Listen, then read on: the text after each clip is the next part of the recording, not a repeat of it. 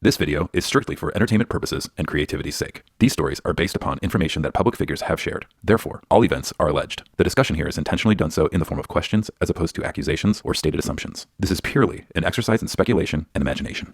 Hello. Welcome to KandyLand. I will be playing the role of your Konspiritainer. You are free to play along. In this game, we will defy the constraints of time while digging up artifacts to re-examine them in the light. Our main character called himself Kurt, and he had his so-called curtain call in the year 1994. The concept of this game is to question every card. At times, we will find calm in the chaos, and at other times, chaos will consume us. The first and only rule of KandyLand is, there are no rules. There are merely color-coded cards and candy-coded curves. The spinning circle will carry us through a cast of characters, communities, and contemplation. Are you ready to play? Episode 3, His Story and the Puzzle Piece Theory. Our last adventure in KandyLand left us with not one, but two key characters on the board. We also entertained the crazy conspiracy theory about Kurt and Rivers by questioning if both characters could possibly share the same soul. Now let's give the wheel another spin to see what kinds of cards we can continue inquiring upon on our journey.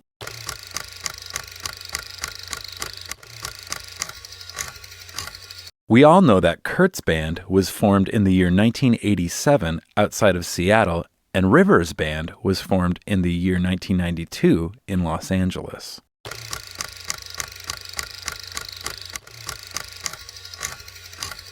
Let's turn back the clock and traverse through time together. Few people realize just how sparse the amount of touring Kurt's band did in their finite existence. In 7 years of being a band, they performed just under 400 shows. Roughly 300 of said dates were before Rivers' band played their first show. That means from the day Weezer enters the picture that Nirvana plays only about 100 live dates in their 2 remaining years as a band. Let's extrapolate by using rudimentary mathematics. In 1987 and 1988, Nirvana begins their local show circuit in the state of Washington, yielding a little over 30 dates total, and also putting out their debut 7-inch single, Love Buzz, on Sub Pop Records. A typical embryonic build for a budding DIY band. Then in 1989, they begin to expand outside of Washington and start playing in both the states of Oregon and California a bit before releasing their debut full-length album, Bleach. About halfway through the year, the band heads out on their first national tour to support the record. In the fall of '89, they return and head overseas for their first international college circuit, the Heavier Than Heaven tour, with label mates Tad returning just before the holidays, putting them at a total of 83 dates for the year. 1990 kicks off strong with a slew of West Coast dates, and then in the spring, the band embarks on their second extensive national tour, continuing to support Bleach and their more recent Blue EP released by Tupelo Records. By summer, the band is gaining serious traction as they release their Sliver 7-inch single for Sub Pop. Sonic Youth takes Nirvana with them on a short West Coast jaunt in support of their 6th full-length album and major label debut, Goo, for DGC Records. Nirvana finishes 1990 out strong with a brief trip overseas again to England before returning to Washington, clocking them in at a total of 62 dates for the year. 1991, the year punk broke, or so they say. The band begins the busiest touring itinerary of their entire career by playing sparsely on the West Coast and Canada while in preparation for the recording of their groundbreaking sophomore album Nevermind in May and mixing it in early June. Immediately after this, they hit the West Coast again and then embark on another European tour in support for their major label debut with DGC Records. They arrive in the States to do their most extensive U.S. tour thus far for the entire fall season, and then wrap up the year by going back overseas for another winter European tour. Nirvana returned to the States for a final week on the West Coast supporting Red Hot Chili Peppers for their legendary album Blood Sugar Sex Magik, produced by Rick Rubin, bringing the band to a total of 92 dates for the entire year of 1991. Let's pause for a moment to soak this all in. Nirvana has now played a total of 270 dates as a band. Nevermind has been certified gold and platinum by the RIAA, the band is about to make their debut live performances on Saturday Night Live and MTV, propelling the album to go on to sell multiple times over platinum. With 1992 being the height of Nirvana's fame and success, becoming the, quote, biggest band in the world, it would be logical to assume that they would have an exponentially more rigorous tour schedule ahead of them. But no. For some reason, or reasons, the band drastically cuts back their touring to a mere 40 dates in 1992. Let me rephrase that. Nirvana blows up, destroys hair metal, reshapes culture, and our character Kurt chooses not to perform 325 days out of that year. Or was he an overachiever? Enter Weezer, the greatest story ever told. Allegedly, the band's first rehearsal ever was held on February 14th, 1992 at TK Productions in Los Angeles. If you can believe that this completely unknown and then nameless four-piece outfit destined for rock and roll stardom was born on Valentine's Day? Aw, cute. So suiting for a group whose lyrics are primarily predicated upon the topics of romantic yearning and insecurity. Kurt was performing this day in Osaka, Japan, with 5 dates left to play before a straight 4 months off. This Valentine's Day practice is the first example of just a handful of supposed overlapping dates where our two characters were reportedly in different places at the same time. For the record, this Kurt and Rivers conspiracy theory has been studied for many years and at one point had a whole website dedicated to detailing dates and claims. Have you seen the website, the conspiracy website that says that Kurt Cobain did not himself and that it's actually you are Kurt Cobain? Have you seen that? One of the claims was that Nirvana's tour dates and Weezer's club dates never overlapped. When I came into this later than some, but years back still, I did the investigating for myself and came up with only 2 overlapping dates as opposed to 0.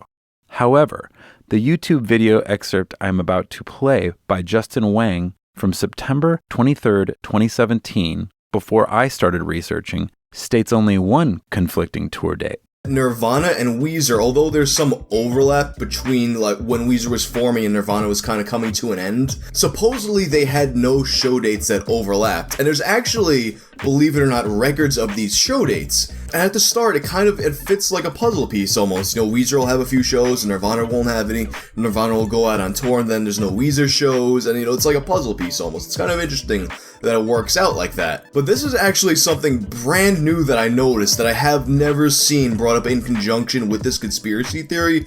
There's actually lists of all of the Weezer shows and all of their Nirvana shows, and I found one date of all of the dates that actually overlaps. On June 22nd, 1992, Weezer played a show at a place in Los Angeles called the Coconut Teaser, a venue which they've apparently played many times in that time period. Where was Nirvana on that date?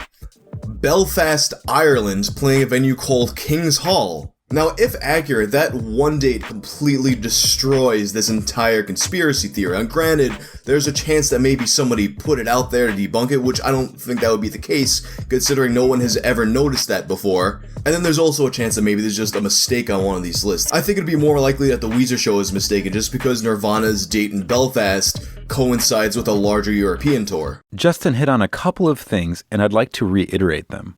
1. At the time he recorded this video, he had only found one conflicting date on June 22nd, 1992, which was one of the 2 dates that I found when I began researching for myself. The second date that I found was on December 1st, 1993. Unfortunately, I did not think to take screenshots of anything on the Weezerpedia back then, and when I started researching again recently, I noticed not just 2 dates that conflicted, but 10 dates total. This blew my mind as I know I had seen for myself that there were much less before. I can only conclude based on my personal observations here that Weezerpedia, of course being modeled after Wikipedia, is highly editable, and that these extra 8 bonus dates for sure have been added to discredit the Rivers-Cobain theory. 2. The puzzle piece theory. This is one of the most compelling things to see laid out side by side. Every time Nirvana is playing, Weezer is not active and vice versa. When Nirvana is in the studio recording in utero, Weezer is stagnant. When Weezer is recording the Blue Album, Nirvana is motionless. It really is fun to look at, and it tripped me out the first time I did the side-by-side comparison. Shall we take a look? Here is a zoomed-out view of the entire Nirvana-Weezer time frame of live performances. As you can see, it really does fit together like a puzzle. You could almost sandwich these dates all together into one complete tour itinerary. Let's zoom in a little further to examine in more detail. Nirvana finishes out their remaining tour dates in Japan and end in Honolulu for 2 final dates in support of Nevermind. Kurt and Courtney, in her second trimester carrying Frances Bean, tie the knot on February 24th, 1992 at Waikiki Beach. The couple flies back to their home in Los Angeles. More on that in the next episode. And like I said before, Nirvana takes a 4-month break from any live performances. During these 4 months, Weezer kicks off a string of dates beginning with their first ever show as a band sharing a bill with Keanu Reeves' band Dogstar at Raji's in Los Angeles. Raji's. Didn't another band play at Raji's before on February 15th, 1990? Anyway, Weezer plays March, April, May, and June until Nirvana kicks off their next European tour on June 21st, 1992. The second date of this tour is the first one that actually intersects with a Weezer show at the Coconut Teaser on June 22nd, 1992, which was the date mentioned by YouTuber Justin Wang. Now that we've got that pesky little date out of the way, buckle up, because this is going to be a fun ride with no conflicting dates until 1993. So, Nirvana wraps up their final European date in Spain on the 4th of July, 1992, and Weezer hits the ground running on July 9th at Club Dump in West Hollywood. This sequence of shows lasts all throughout July and August, ending on August 28th, all of which are in California, by the way. I presume that Kurt would have been present as Frances Bean Cobain was born on August 18th, 1992, at Cedars-Sinai Medical Center in Los Angeles. Nirvana then goes out for a one-off date across the pond to play Reading Festival on August 30th. Some say love, it is a river. Weezer then plays their next show in LA on September 1st, again at the Coconut Teaser, and Nirvana plays 4 West Coast dates, including the No on 9 benefit concert at Portland Meadows, organized by Gus Van Sant. We come back to Weezer, who played 2 more Los Angeles dates that are appropriately followed by another one-off Nirvana date in Valencia, California. Then, September 28th and 30th, Weezer is back in Los Angeles gigging while Nirvana heads up the coast in early October to play the Pacific Northwest for a couple of dates. Immediately preceding, Weezer performs 5 more LA dates in October before Nirvana flies out for a one-off concert in Buenos Aires on the 30th. November kicks off with Weezer playing 6 Los Angeles shows all the way through December 11th, closing out 1992 at Club Lingerie. January 16th, 1993, Nirvana performs 1 concert in Sao Paulo, Brazil, and in typical fashion, Weezer plays 2 more dates immediately after in LA. Nirvana then goes back again to Brazil on January 23rd to play once more in Rio de Janeiro, and yep, Weezer plays 2 more LA shows on January 29th and February 1st. Nirvana heads out to Pachyderm Studios in Cannon Falls, Minnesota to record their final album, In Utero, with Steve Albini. Tracking begins on February 13th and wraps up on February 21st before the record is then mixed. Weezer is now back in Los Angeles from February 20th through April 7th, playing more small club dates. Nirvana then plays another one-off date at Cow Palace in Daly City on April 9th, followed by Weezer doing a string of 10 more LA dates from April 16th through June 7th. In true form, Nirvana heads off to New York City on July 23rd to play Roseland Ballroom, while later, on August 1st, Weezer is back in West Hollywood playing at the Roxy. Nirvana does one more trip up the coast to play in Seattle on August 6th, and then Weezer heads to Electric Lady Studios in New York City to record their debut self-titled Blue album with Rick Ocasek, formerly of The Cars. They tracked the record in August and September, and then Nirvana also head to New York to play Saturday Night Live again to perform their brand new single Heart-Shaped Box. Meanwhile, throughout September, Hole is in Georgia tracking their second full-length album, Live Through This, and first album to be released also by, you guessed it, DGC Records. The same record label involved with all these aforementioned bands and albums. Can you say cash cow?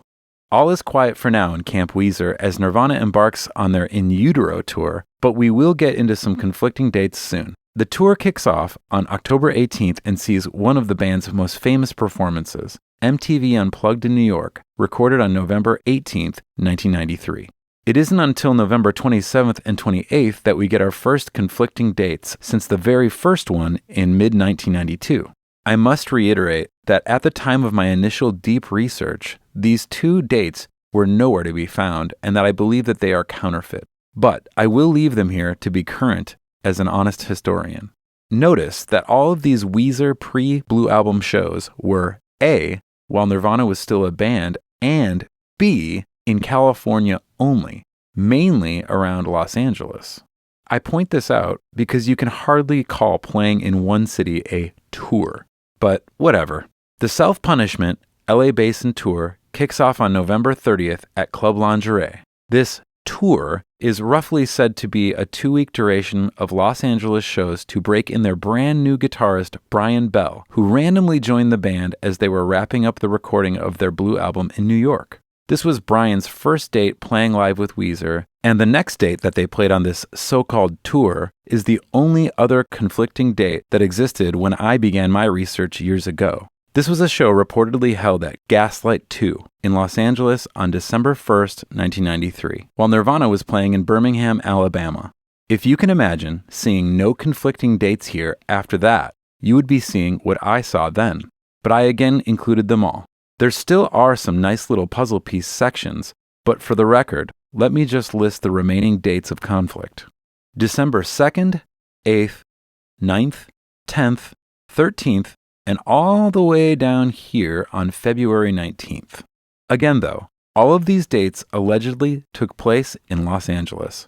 Hardly a tour, but okay guys, why not call any of the other LA Basin shows you played tours? They were all pretty much at the same venues for the most part too, so it just cracks me up. That is all. Back to Nirvana.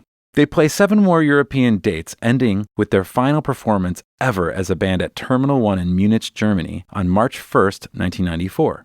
Nirvana cancels 22 more dates because apparently Kurt has to go to rehab stat. Weezer then plays 3 more March dates in Los Angeles starting March 4th, 1994, and then plays 3 more April dates on April 1st, 2nd, and 3rd in the San Francisco Bay Area. We all know the sad story about what happened to our key character Kurt on April 5th, 1994, up in Seattle, Washington. What's the matter, babe? Are you feeling blue? Weezer's Blue album is released 1 month after this tragedy, and that's the end of the story. Or is it possibly the beginning of a new story with a new character and a new name? A fresh slate to create whatever kind of life they desire without living within the constraints of an old persona's perceived identity and baggage. If these two characters really have the same soul, then the true amount of shows that Kurt would have played in total with both bands during their short window of existence together would have been closer to 200.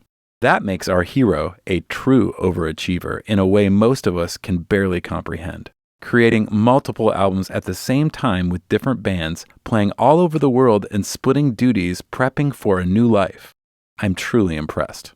There's only one final lens through which I'd like to view the pre-Blue album dates we just covered. Weezer then was a completely unknown band, and Rivers' first known interview was conducted in 1994, with him remaining mostly silent, but more on that later. So it's safe to say that almost nobody knew who these guys were. That being said, I've created a Weezer venue key to establish just how strange some of these no-name venues were, courtesy of Weezerpedia. And I quote, "Some of the following concert dates list the names of recurring weekly events rather than the actual events where the performances took place." This was a common practice in early 1990s Los Angeles, where bars and clubs often hosted themed events under different club names. These include Club Dump, held at The Central on Thursdays, English Acid, held at Peanuts on Wednesdays, Gaslight, held at a nameless bar on Cosmo Street on Sundays, and Gaslight 2, held at a nameless bar on Cosmo Street on Wednesdays. In true Holly Weird fashion, it appears to be purposely confusing or at the very least secretive or hidden. These venues magically alchemized into clandestine clubs on certain evenings. These particular events almost appear more to be like open mic nights as opposed to actual full-on shows. Certainly, there are no ticket stubs or registered Ticketmaster events for these appearances. At best, we have a flyer or two and an occasional photograph, but for the most part, very little evidence exists even on Weezerpedia. In fact, only one of the conflicting dates mentioned have a pre-existing flyer and no setlist, by the way. All the other conflicting dates have 0 flyers or photos. The supposed concert on December 13th, 1993 at Club Lingerie mentions 4 other bands in the description, but that is all we have for the record of these possible overlapping dates. How easy would it be to create a list of fake shows for a band that was completely unknown with 0 music released? I mean, if, say, I had played in a DIY touring band that very few ever knew, I could easily insert whatever dates I wanted to for whatever reason. How would anyone be able to verify if I was telling the truth or not? It's really his story. Get it? Shh.